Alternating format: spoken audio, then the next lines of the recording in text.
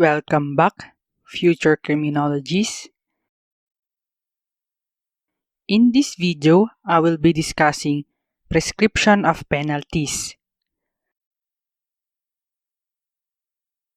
Prescription of penalties. Prescription of penalty is the loss or forfeiture of the right of the government to execute the final sentence after the lapse of certain time. It is based on the penalty imposed.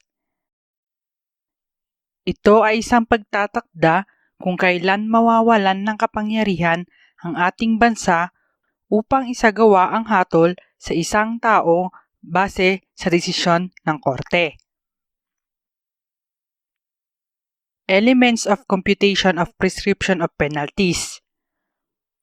First, the penalty is imposed by final judgment. So, dapat may judgment muna and it is final.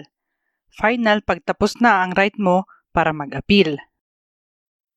Second, the convict evaded service of sentence by escaping during the term of his sentence. The prescription of penalty applies only to those who are convicted by final judgment and are serving sentence which consists of deprivation of liberty. Third, the convict who has escaped from prison has not given himself up or been captured or gone to a foreign country with which we have no extradition treaty or committed another crime. Fourth, the penalty has prescribed because of the lapse of time from the date of the evasion of service of the sentence by the convict.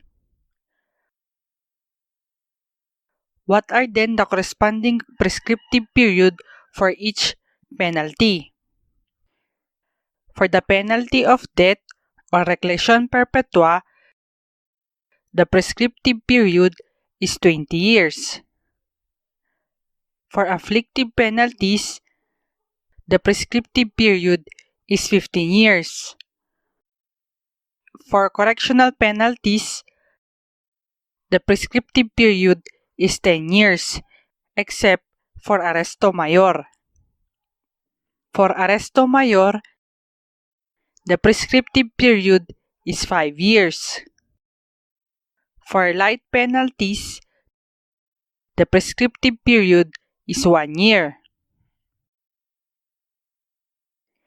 Commencement of the period of prescription. Kailan tayo magbibilang? The period of prescription of penalties begins only when the convict evades service of his sentence by escaping during the term of his sentence. Hence, if he escapes even before he serves his sentence, the period of prescription will not begin to run.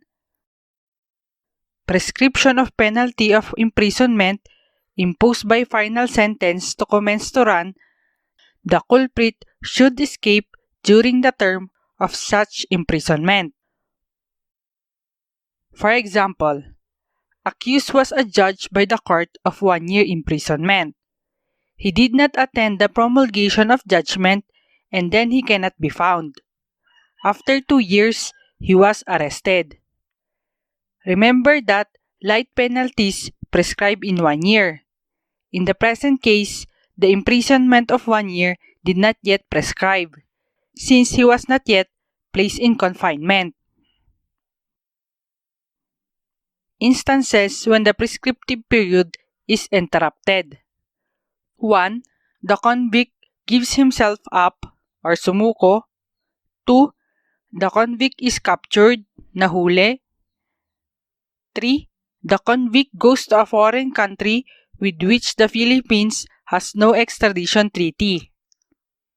4. The convict commits any crime before the expiration of the period of prescription. Take note that in prescription of crime, the prescriptive period is interrupted if the offender goes to a country with which the Philippines has or no extradition treaty. In prescription of crimes with or without extradition treaty, the period is interrupted.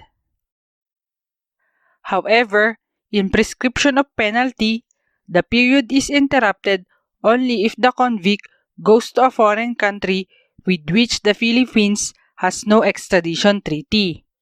Pag may extradition treaty, magraran pa rin yung prescriptive period. Pag may extradition treaty kasi, may means ang government para pabalikin ang convict sa Pinas. Thank you for watching. If you like this video, please share, like, and subscribe.